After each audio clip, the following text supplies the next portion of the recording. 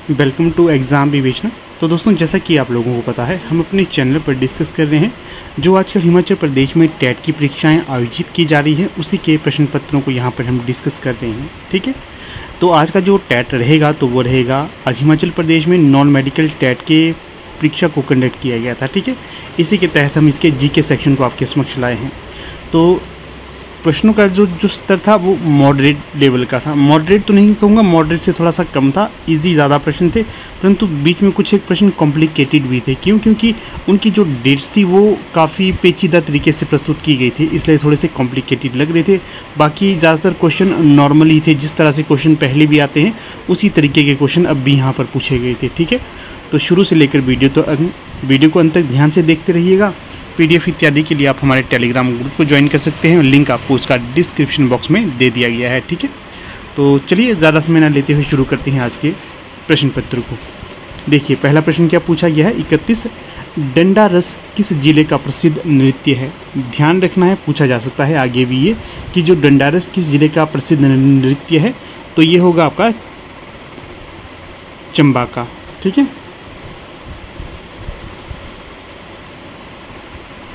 अगला है, हिमाचल प्रदेश सरकार मुख्यमंत्री विधवा एवं एकल नारी आवास योजना के तहत विधवा एवं एकल नारियों को घर निर्मित करने के लिए कितने रुपए की वित्तीय सहायता प्रदान की जाएगी या की जाती है।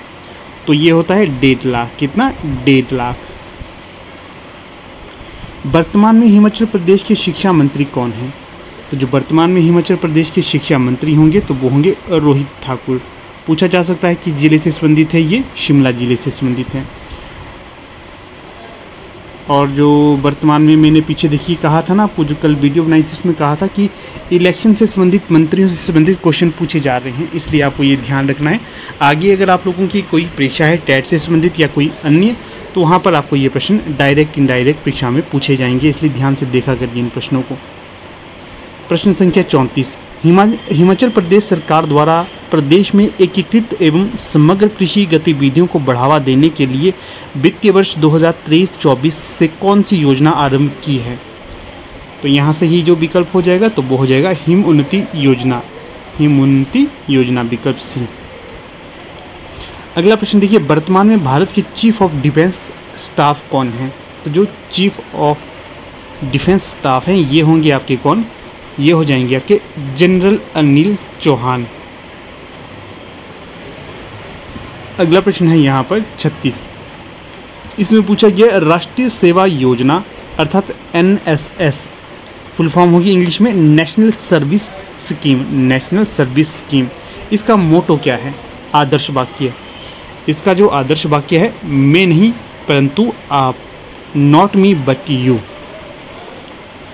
अगला क्वेश्चन देखिए, विश्व व्यापार संगठन का मुख्यालय कहाँ है। Where is the headquarter of world trade organisation.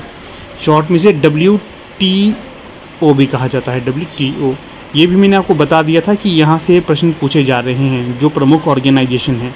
तो यहाँ से देखिए पूछा गया फिर से, तो ये हो जाएगा आपका जिनेवा में। कहाँ? जिनेवा में है। अगला क्वेश्चन है 38, निम्नलिखित में से कौन सा बंदरगाह भारत के पूर्वी समुद्री तटीय भाग में स्थित है। तो ये होगा आपका कौन सा, पारादीप। 38 का B सही हो जाएगा यहाँ। फिर नेक्स्ट क्वेश्चन की तरफ चलते हैं, भाई दो ना पाई आंदोलन किस राष्ट्रीय आंदोलन का विस्तार था। तो ये था आपका सविनय अवज्ञा आंदोलन। रावी नदी का वैदिक नाम क्या है। तो जो रावी नदी का वैदिक नाम होगा परुषणी। भारत का आदर्श वाक्य सत्यमेव जयते किस उपनिषद से लिया गया था। तो जो भारत का मोटो है या आदर्श वाक्य है सत्यमेव जयते, इसे लिया गया है मुंडकोपनिषद से। कहाँ से? मुंडकोपनिषद से। काफ़ी रिपीटेड प्रश्न है ये। भारत का प्रथम वायसराय कौन था। दिए गए विकल्पों के अनुसार जो भारत का प्रथम वायसराय था, लॉर्ड कैनिंग। कौन? Lord Canning. अगला जो क्वेश्चन है ये है आपका थोड़ा सा करंट अफेयर से संबंधित। वर्तमान में मेघालय के मुख्यमंत्री कौन हैं। तो जो वर्तमान में मेघालय के मुख्यमंत्री होंगे तो वो होंगे कॉनराड संगमा। कॉनराड संगमा विकल्प बी। फिर यूरोपियन संघ की साझा मुद्रा कौन सी है? तो कल ही मैंने आपको ये बताया था, यूरो। जो यूरोपियन संघ है इनकी जो साझा मुद्रा है तो ये यूरो होगी। और रूबल किसकी है? ये रूस की। चंद्रयान 3 के रोवर का नाम क्या था? तो जो चंद्रयान 3 है इसके रोवर का नाम है प्रज्ञान। शिगड़ी ग्लेशियर हिमाचल प्रदेश के किस जिले में स्थित है? तो जो शिगड़ी ग्लेशियर है ये हिमाचल प्रदेश के किस जिले में स्थित है? तो ये आपके लाहौल स्पीति में स्थित है। अधिकतर बड़े बड़े ग्लेशियर हैं ये जो लाहौल स्पीति में ही आपको देखने के लिए मिलते हैं। बाबा कांशीराम को पहाड़ां दा बुलबुल कहकर किसने संबोधित किया था? रिपीटेड क्वेश्चन है ये, सरोजनी नायडू के द्वारा। और जो बाबा कांशीराम है इन्हें पहाड़ी गांधी किसके द्वारा कहा गया था? तो पहाड़ी गांधी कहा गया था जवाहरलाल नेहरू के द्वारा। ये भी पूछा जा सकता है, इसका ध्यान रखना है। अगला है लिपा असरंग अभ्यारण्य हिमाचल प्रदेश के किस जिले में स्थित है? तो जो लिपा असरंग अभ्यारण्य है ये हिमाचल प्रदेश के किन्नौर में स्थित है। यहाँ पर देखिए आपसे पूछा जा सकता है पट्टन वैली कहाँ पर है? ये आपके लाहौल स्पीति में है। फिर आपसे पूछा जा सकता है कि अंगूरों की खेती हिमाचल प्रदेश के किस जिले में मुख्यतः की जाती है? तो ये किन्नौर में की जाती है। और क्या है यहाँ से महत्वपूर्ण? बस ये चीज़ें हैं जो काफ़ी महत्वपूर्ण है। अंगूरों की खेती किन्नौर में की जाती है। और सबसे कम जो मतदाता हैं, चाहे विधानसभा है चाहे लोकसभा है, तो कहाँ पर है सबसे कम? तो ये आपके लाहौल स्पीति में है। उसके पश्चात किन्नौर जिला आता है, ये भी ध्यान रखना है। लाहौल स्पीति और किन्नौर में अधिकतर बौद्ध धर्म के लोग रहते हैं, ये भी आपको आना चाहिए। रिब्बा ये कहाँ पर है? ये किन्नौर में ही है। अगला है एपिस मेलिफेरा निम्नलिखित में किससे संबंधित है? Which of the following is related to Apis mellifera? Apis mellifera ये मधुमक्खी अर्थात हनी बी से संबंधित है, एपिस मेलिफेरा। अगला क्वेश्चन है 50 कांगड़ा और पंजाब के पहाड़ी क्षेत्रों को हिमाचल प्रदेश में कब विलय किया गया था? तो सही जो विकल्प होगा 50 का तो ये हो जाएगा यहाँ पर आपका विकल्प डी, 1 नवंबर 1966। पहले आपको याद होना जो कांगड़ा था, कुल्लू था, लाहौल स्पीति था, एक जो 1966 से पहले ये पंजाब स्टेट में सम्मिलित थे, परंतु 1966 1 नवंबर 1966 है, इसके पश्चात ये हिमाचल में सम्मिलित हो गए थे। ये ध्यान रखना है, अपने प्रश्न पूछे जा सकते हैं। हिमाचल प्रदेश में शुरुआत में कितने ज़िले थे? 4 ज़िले थे, ये भी आपको याद आना चाहिए परीक्षा के इसमें।